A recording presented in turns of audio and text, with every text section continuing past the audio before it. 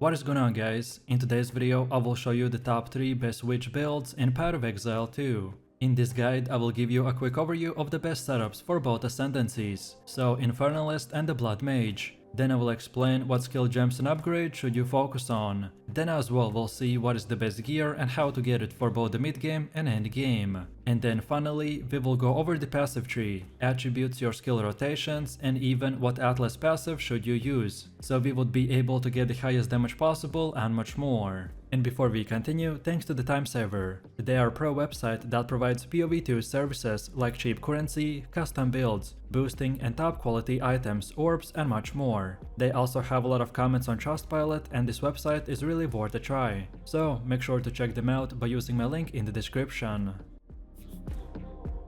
This setup is the Spirit Minion build, which summons bunch of raging spirits by casting the Flame Wall for the offense. And then also for defense, we get to command a minion army. So unlike most other builds where you only command or cast spells, well, in this one we get to do both, and thus increase our DPS even higher. By using specific gear and building our skill tree around nodes like the Power of the Dead, Fear the Dead, Silent Guard, and many more, it will enable us to upgrade our minions and projectile area and damage. So if you're ready to explode anyone and everyone that stands in our way, while also getting a skeleton army that follows and protects you, then let's get right into it.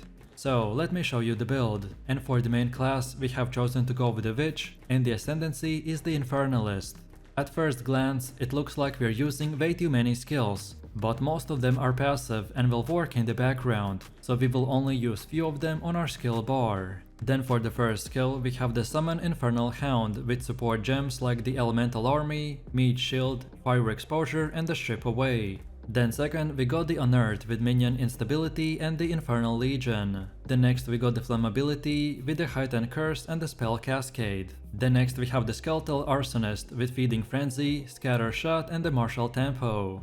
Next we are also using the Flame Wall with the Fortress and the Arcane Tempo. Next we have the Skeletal Warrior with the Brutality, Splinter, and the Maim. Then we got the Raging Spirits with the Fire Infusion, Elemental Focus, and Emulate. Next we have Pain Offering with Magnified Effect and the Persistence. Then also we're using the Skeletal Storm Mage with Conduction, Stormfire, and Overcharge. Next we have Skeletal Cleric with the Ingenuine and Last Gasp. And finally for our last one we got the Grim Feast with no support gems whatsoever. Most of this build is structured around using minions and the Raging Spirits, so we use gems and skills that will support and increase their area and damage, while the rest are powerful buffs and utility skills that usually activate in the background.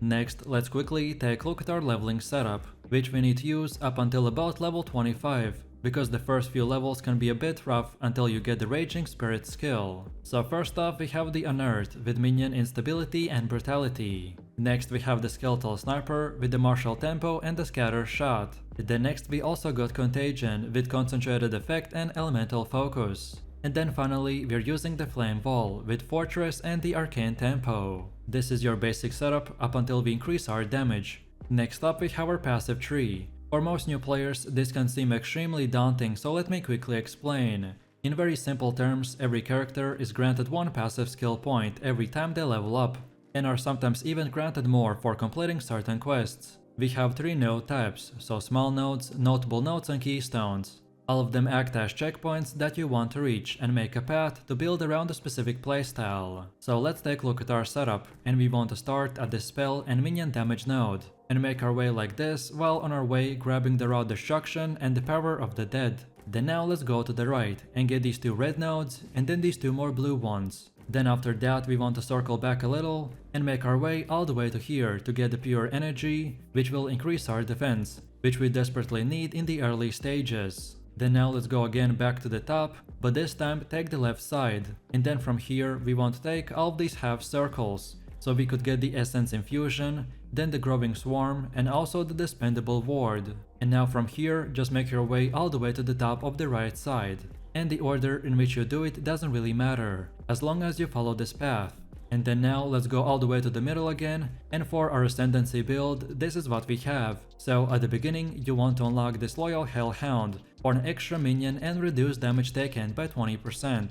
Then second, pick the Altered Flesh, Then next, get the Baidat's Will for more maximum spirit. And last, pick up these 2 small life nodes, since you want as much life as possible for the Baidat's Will.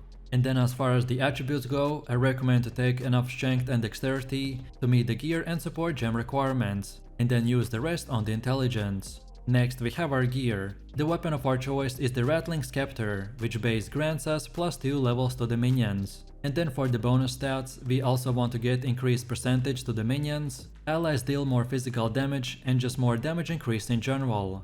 And then for the offhand, we got the Blazing Crash Shield with armor and energy shield. And for the bonuses, we want max life and more resistances like fire and lightning. Then for the helmet, we have the Iron Crown with armor and energy shield. For bonuses, we want max life, plus levels to minion skills and more to cold resistance. Then for the chest, we have the Pilgrim Vestments with armor and energy shield. For the extras, we want max life, more to spirit and fire resistance. Then for the belt, we have the Rawhide Belt with increased life recovery to flasks. And for bonuses, we want max life, fire and cold resistance. Then for gloves, we got the Thorn Gloves with max life, fire and cold resistance. Then for boots, we're using the Straw Sandals with energy shield, and for bonuses, we want increased movement speed, max life and cold resistance. Then for the first ring, we got the Sapphire Ring with cold resistance, and for more, we want max life and attributes like the strength, dexterity and intelligence. While on the second one, we got the Ruby Ring with fire resistance, and for more, we want max life, dexterity and intelligence. And then finally for the amulet, we got the Jade Amulet with dexterity, max life, more to spirit and plus levels to minion skills. And now finally, let's quickly take a look at how this build will work. So the general gameplay of this build is to summon the Raging Spirits by casting the Flame Wall. Then use the Minion command skill provided by the Skeletal Arsonist to deal area-wide damage. You can also cast the Flammability to either reduce enemy damage done or increase your minions' damage. Then as far as utility goes, you want to cast the Unearth on the enemy corpses to spawn an army of the minions that explode when they reach low levels through the Minion Instability and the Infernal Legion. You also want to buff your army of the minions with the Pain Offering to increase their damage. But as I said, this build is very versatile, so there's no one best way or order that you should use your spells in. What I usually like to do is just to have always my minions up, and then just spam Flame Wall, Flammability and the Unearth. And then for harder boss fights, we can even implement the Pain Offering and other support skills.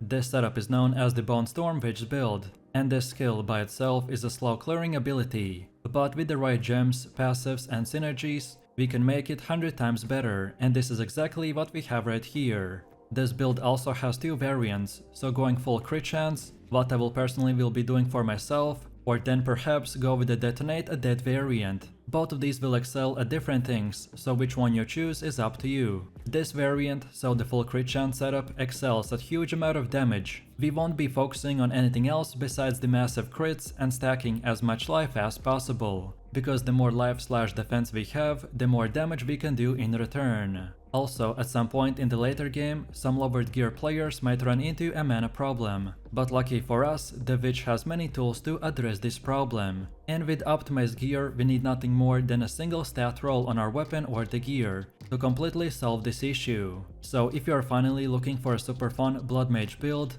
that primarily doesn't use the life leech, but instead goes full life and full crit, then this is the one for you. So let me show you the build, and for the main class I have chosen to go with the Witch, and our ascendancy is the Blood Mage. Then for the first skill we have the Bonestorm, with support gems such as the Brutality, Arcane Tempo, Inevitable Critical and the Super Critical. Then second we got the Bone Cage with the Spell Cascade, Lockdown and the Splinter. Then next we got the Life Remnant with the Vitality, Clarity and the Cannibalism. Then next we have the Combat Frenzy with the Profusion, Pin and the Potential. And finally for the last one we got the Bone Blast with no support gems. Next up we have our passive tree, and if you are interested in a full in-depth guide on how it works, then check out my beginner guide. So let's take a look at our setup, and we want to start at the spell and minion damage increase node. Then next we want to keep on going like this until we get to our first stop, which is the Potent Incantation. Then now keep on going to the right side to get this critical exploit. Then now we circle back a little and keep going like this until we get the Sudden Escalation. Then now from this point we go down like this, then take the right path and keep going until this point. and then keep going all the way up until the Tempered Mind. Then next we go down a bit and then take right, which will take us all the way to our first keystone, the Resonance. Then from this point we want to circle back again and simply get the last 2 priority nodes called the Power Within and the last 4 Power. And then finally from this point and onwards you can unlock the rest of the nodes in whatever order you prefer. All of the nodes that we got are important, but the ones I mentioned have the top priority, as they're the most important ones to acquire early on in the game, to make our build functional, and then in the late game to make it even more powerful. Also, as far as attributes go, so you just simply want to fill your attribute requirements for the gear and skill gems, and then after that, spend the rest of your leftover attributes into more strength. And then now let's go all the way to the middle again, and for Ascendancy build, this is what we have. So at the beginning you want to unlock the Sangumancy, but please don't get it too early. This node is required for every Blood Mage, and this ability does ton of self damage, and it can be quite hard to mitigate this in the early game. So I recommend for you to wait until you complete your second trial, and then take your first and second Ascendancy at the same time. So then after the second trial you want to get the Grasping Wounds. This one will make you significantly tankier and synergize very well with the Sangumancy. So as I said before, get both these Ascendancies at the same time. Then next, take the Gore Spike. This will scale off your maximum life and is a big damage boost. And then finally for the fourth option, you want to take the Crimson Power, as this will give you a massive energy shield body armor. And this will also scale really well with our previous Gore Spike. Next up we have our Atlas passives. And the general idea behind this is to aim for bonus passives that spawn a lot of grouped up monsters, such as in expeditions or the rituals. Our Bonestorm Blood Mage build won't be doing crazy amount of damage against single targets, so we mainly want to do very small farming in boss maps or the essences. So then when we start, we want to first of all get this bottom right side like this, then from here go like this until we get all the way to the left side.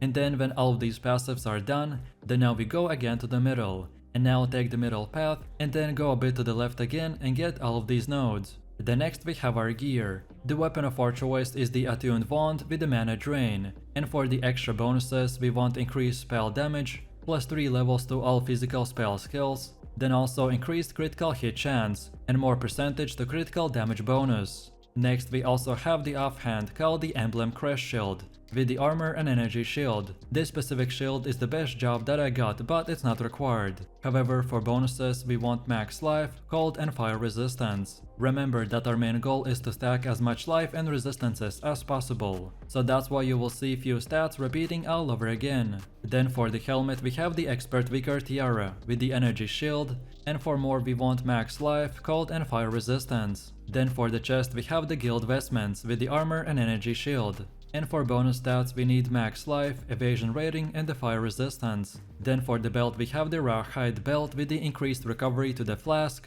And for the extras we want max life, lightning and chaos resistance. Then for the gloves we got the Torn gloves with the energy shield, and for more we want max life, increased armor and evasion. Then for boots we're using the Bushwhack with the evasion. For this build we will need to get these boots or use the pin gem on our Combat Frenzy. So which option you prefer, it's up to you. But if you have the pin, then the boots are not required, but still very powerful. So get it or not, but at least go with as high movement speed as possible. Then also get evasion rating and more to dexterity. Then for the first ring, get the Ruby ring with fire resistance.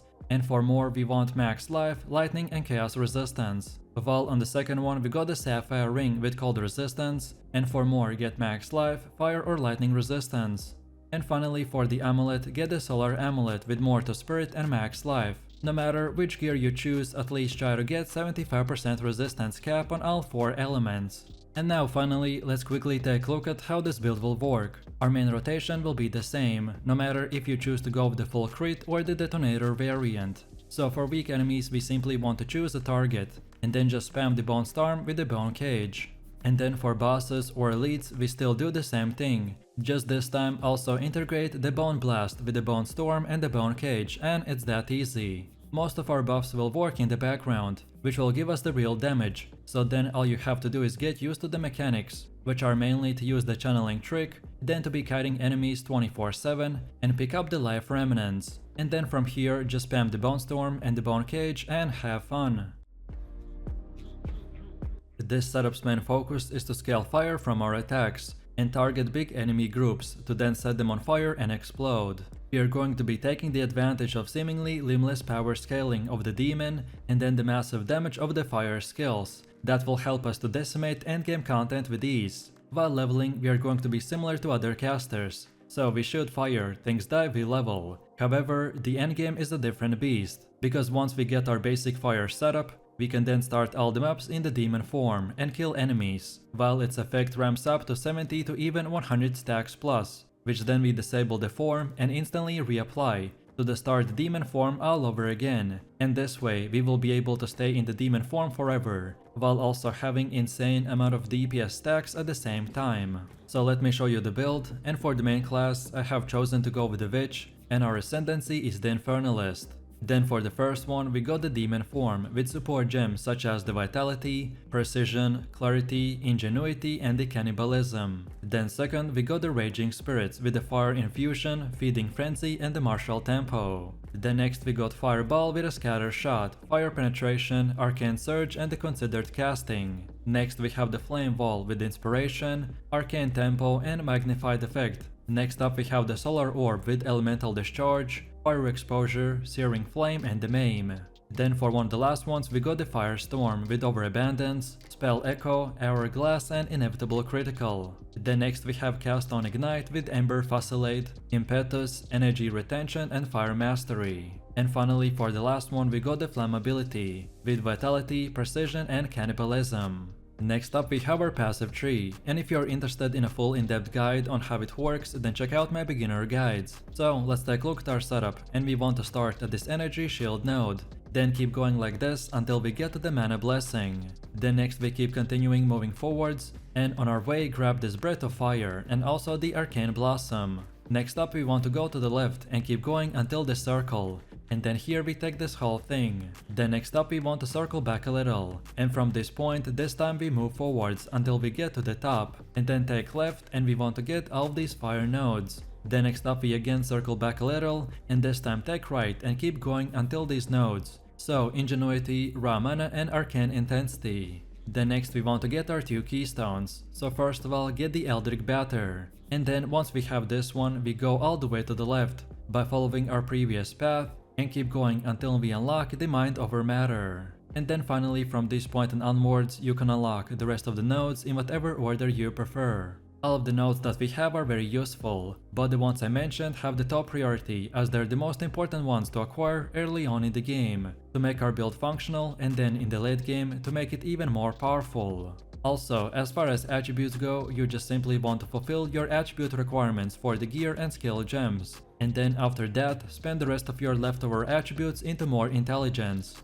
And then now let's go all the way to the middle again, and for our Ascendancy build, this is what we have. So at the beginning, you want to unlock the Demonic Possession, then second get the Master Darkness, then third get the Altered Flesh, and finally for the last one we want the Baydat's Gaze. Next up we have our Atlas passives, and the general idea behind this is to aim for bonus passives that spawn a lot of grouped up monsters, such as in expeditions or in rituals. So when we start we want to first of all get to this bottom left side like this, then now keep going until we get to this Deadly Evolution keystone. Then from here keep going all the way to the right. Next we again want to start from the middle, and this time go to the top middle and get all of these passives. And then from here you get the rest of the nodes in whatever order you prefer.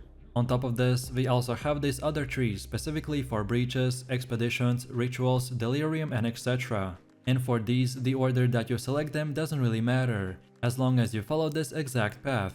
So this is what we have for the ritual, then we got the delirium, then next we got the bosses, and then also specifically we have the pinnacle bosses. Then also we got the expeditions, and finally here we have for the breach. If you're looking for a full Atlas tree tutorial, then just watch my beginner guide. Then next we have our gear. The weapon of our choice is the Attuned Wand, which gives us mana drain, and for bonus stats we mainly want increased fire damage, increased spell damage, or pretty much anything else that will increase our level or DPS of our spells. And next we also have our offhand, the Advanced Crystal Focus, with Energy Shield, and for more we need increased mana energy shield, increased energy shield recharge rate and fire resistance. Then for the helmet we have the Advanced Vicar Tiara with Energy Shield, and for more we need Max Life, Increased Maximum Energy Shield, Chaos Resistance and Life Regen per second. Then for the chest we have the Ghost Right with Energy Shield, and we mainly want to get this armor for the Chaos Resistance. And because our 50% of max life is now converted to the Energy Shield,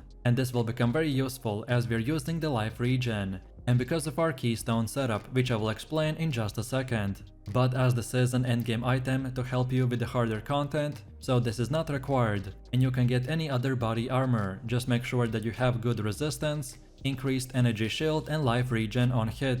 Then for the belt we have the Utility Belt, with 20% quicker flask recovery, and for more we need max life, more charm slots and life regen per every second. Then for gloves we got the Expert Sombre gloves with Energy Shield, and for more we want to gain life per every enemy hit, then also gain life per every enemy killed and the lightning resistance. Then for boots we're using the Expert Feathered Sandals with Energy Shield, and for more we need max life, increased movement speed, which is pretty much a requirement to get on every single boots. And then finally we have resistance like lightning and fire. Then for our rings we got 2 copies of the same one, so we're using the Amethyst ring with more percentage to chaos resistance, life regen per second and fire resistance. This is for sure one of the best rings, as it's pretty hard to find any good items with a chaos resistance. And then finally for the amulet we got the Lunar Amulet with max Energy Shield, max life, life regen per second and cold resistance. No matter which gear you choose, you at least want to try to get 75% resistance cap on all 4 elements. This is a starter setup, which should be more of an example of what stats and prefixes to look for. And now finally, let's quickly take a look at how this build will work. So our rotation is pretty straightforward. Start our rotation with a solar orb which forms a huge AoE, which will spread the blind, maim and the fire exposure, while being an easy way to trigger our elemental discharge as well. Then next we use the flammability for curse, and then use the flame wall to buff our next fire skills and spread our ignite.